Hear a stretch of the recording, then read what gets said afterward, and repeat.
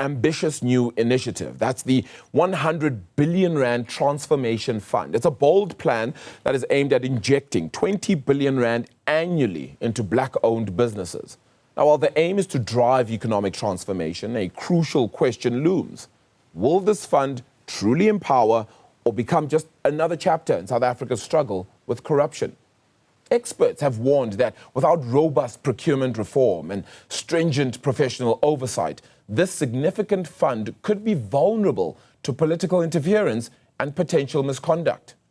We're going to talk about this then with the Regional Managing Director of the Chartered Institute of Procurement and Supply for Southern Africa, Paul Voss. Paul, thank you so much for the time. Appreciate it. It's not so long ago that the Deputy President, Paul Mashatile, said, I will make sure to protect this fund with my life, ultimately, to ensure that it benefits those that it should be benefiting.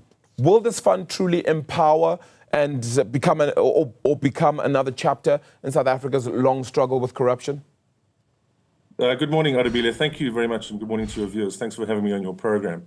Look, you know, the fund really presents a historic opportunity to drive inclusive economic growth, but the sheer size of the fund makes it a high-value target for abuse. The sharks are probably already circling in the water. So without proper controls, it risks being undermined by corruption.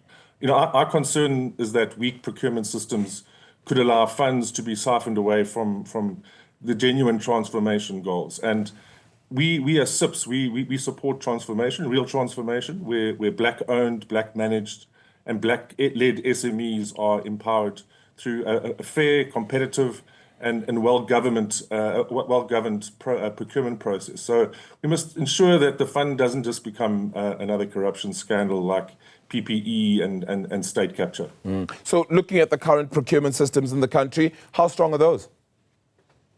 Look, you know, we as CIPS, we work with a number of public sector clients in South Africa. Specifically, we're a global organization. We operate pan-regionally from South Africa. So there are pretty robust systems in place in the public sector. You know, the public sector has made great strides in terms of addressing some of the inefficiencies and some of the issues that they've had in their procurement department. So we see a genuine progress.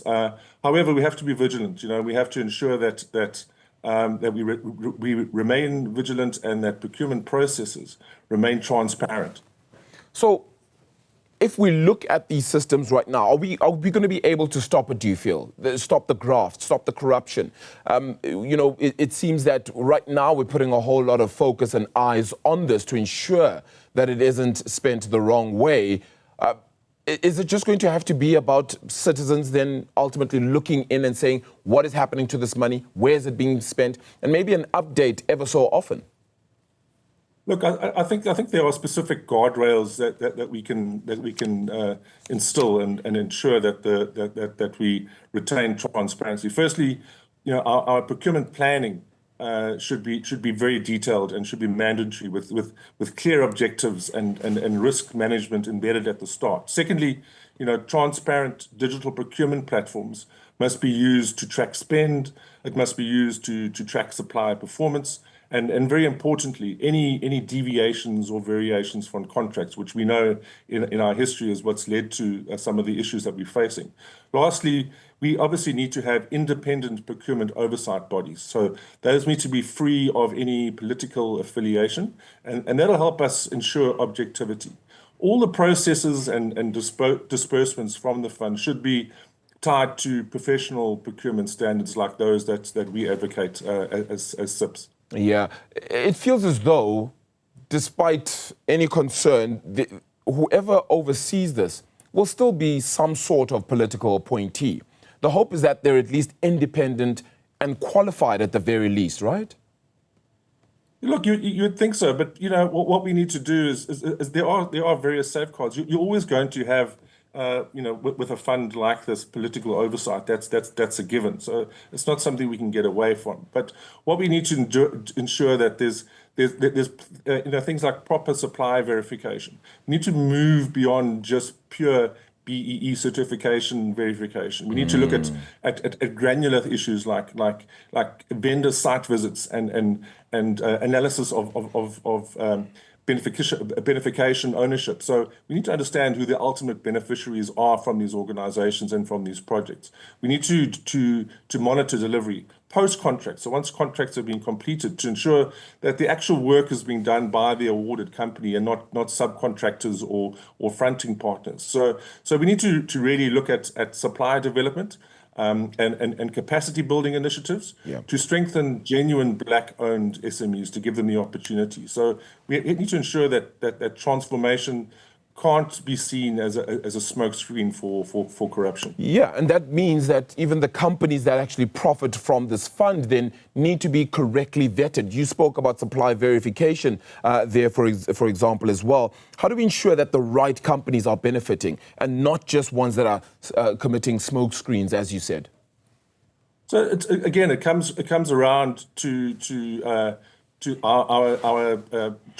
transparency in the process. We need to make sure that the whole end-to-end process, from when tenders are issued to when they are awarded, that whole process, that end-to-end process, needs to be fully transparent to all stakeholders, to civil society, to government, obviously, and we need to have a full view of exactly what is happening with regards to these contracts and tenders that are being issued. So transparency really allows for public scrutiny, and that will then deter the opportunities for manipulation. So we're looking really at leveling the playing field for all suppliers, specifically for Black-owned SMEs, to have access by having full transparency, which obviously builds trust amongst civil society as well.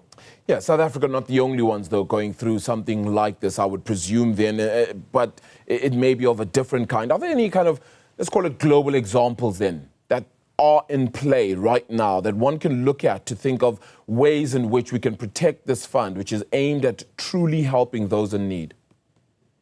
Yeah, absolutely. We've got, as a global professional body, CIPS, we operate in over 180 countries globally. And there are many examples, but if you look at emerging countries like Chile, for example, they've opened up access for SMEs and reduced corruption through full transparency of public procurement. In Ukraine, and we know that the issues that Ukraine is going through, they've made every procurement decision visible, empowering civil society and also increasing competition, which is important. South Korea implemented an e-procurement system that cut red tape and made procurement a far more efficient and a much cleaner process. So these examples show that with the right systems, procurement can protect the public interest and really, and also then at the same time advance economic inclusion from historically disadvantaged communities. With whom does the buck stop, do you think? Is it indeed going to be the Deputy President who we'll all look to? I don't think the buck should stop with one individual. I think that this is going to be a collective process, a collaborative process. And, I think that to your point, we need to involve civil society, professional organizations like CIPS, for example. We will make ourselves available to ensure that real ethical and professional and transparent procurement takes place. So I think it's going to be a group effort. I don't think we should put all our eggs in one basket. I think we've burnt our fingers enough time doing that in the past. Transparency, as you made note of it there, Paul, perhaps very key in doing something like this, so that everybody knows exactly where it's all going, what has happened, who those companies are, etc., as much as possible there. Thank you so much for your time, though, this morning. Appreciate it, on sharing just how exactly South Africa can protect that 100 billion rand transformation fund, where over 5 years or so, 20 billion will be given out to Black-owned businesses.